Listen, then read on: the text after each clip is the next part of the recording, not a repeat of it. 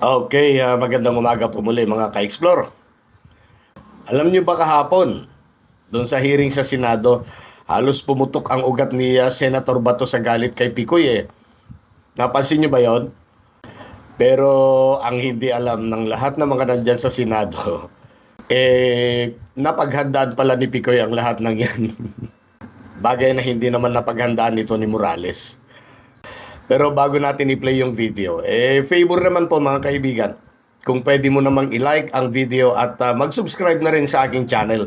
I-click mo na rin yung bell para lagi kang updated sa mga susunod pang mga video upload natin. Maraming salamat.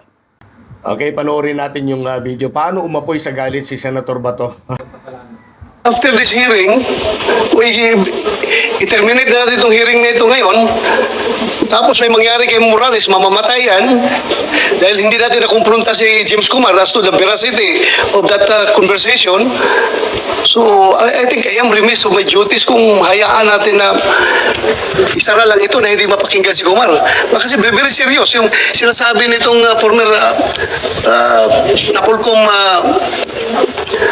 personnel na si Picoy, kahit na sinasabi niya na katang-isip lang yung sinasabi niya, well, I don't believe you, Mr. Picoy. I don't believe you. In the first place, sinasabi mo na katang-isip mo yun. Pero, paano ka, alam ko yung ginawa mo ngayong discartes, afterthought na lang, gusto mo lang magpapalusot. Dahil, sabi mo, last hearing na gusto mo lang, diskarte mo lang yun para maimbitahan ka dito, para pakita ka ng mga ebidensya mo na yung dala mong papel, para mapatawag ka lang, kaya mo ginawa yun. Sinabi mo naman na hindi ka narinig, hindi mo alam na nandoon si Morales, nakikinig sa usapan ninyo. At hindi mo alam na mayroong video recording, may CCTV. How come na magdrama-drama ka doon kung ganun? So I don't really believe you, Mr. Santiago. Yeah, you answer. Sir, para sa akin po, sir, opinion niyo po yun eh. Pero ang katotohanan po, nasabi ko na po. Katotohanan mo? Yes, sir. Is that your truth? Yes, sir. Nalukuhin kami dito? Hindi po kayo, sir, ang niloloko ko, sir. Sir, hindi ko po kayo niloloko, sir. Meron ka pang daladalang... we are inviting you here to shed light on the... Yung papel mo doon sa CCTV recording. Yes, sir. Kaya kita inibitahan. Yes, sir. At hindi kita inibitahan dito para kunin yung expert opinion mo. May dadala ka pang papel nga tuturuan mo kami kung paano gumawa ng operation to conduct report, yung pre-operational report. Sino ka para magturo sa amin dito? Hindi ka nga naging police, hindi ka nga naging PDEA. Na Polcom employee ka lang, na-dismiss ka pa. So paano ka bigyan ng expert opinion sa amin? This committee doesn't need your expert opinion here. This committee wants your answer as far as your participation in that very telling video recording sa CCTV. It's unfair for me kung hindi ko pakinggan si Kumar dito sa open hearing. Tapos, kayo napakinggan ko dito. As your allegation na pwedeng patayin si Morales anytime, in any kind of method, in any manner, kung mangyari yan after the hearing, kasi you are claiming na talagang magaling ka, marami kang kaso. May binanggit ako 2 kaso mo. Ngayon, nagsabi ka pa, hindi lang yan, sir. Mukhang talagang parang nakasandal ka sa pader kung magsalita ka. Sir, kagaya po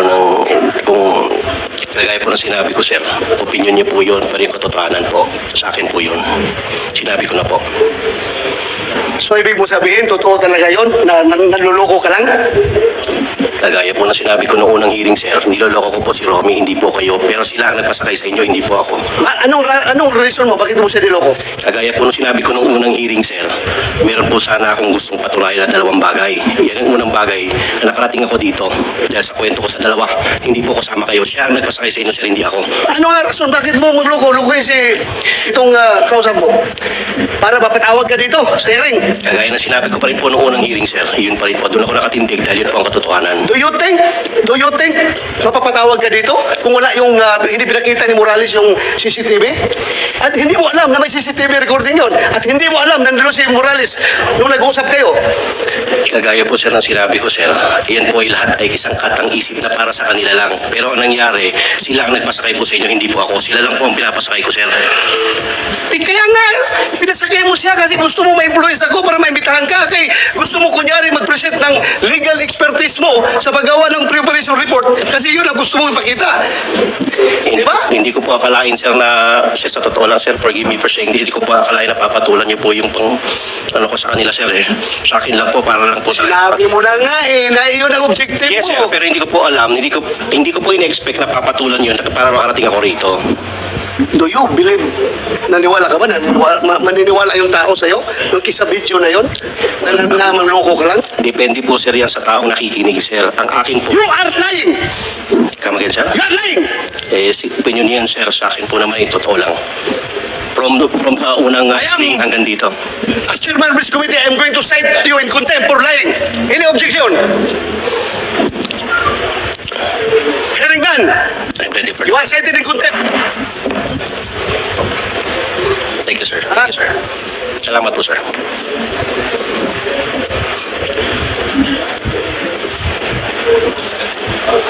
Kumsik, you take custody of this person.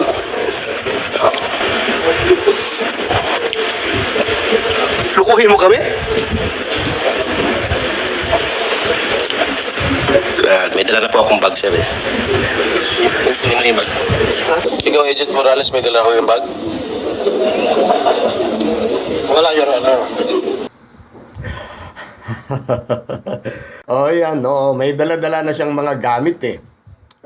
Hindi na siya, napansin nyo, hindi na siya nataranta o nagulat man lang, nagpasalamat pa nga eh.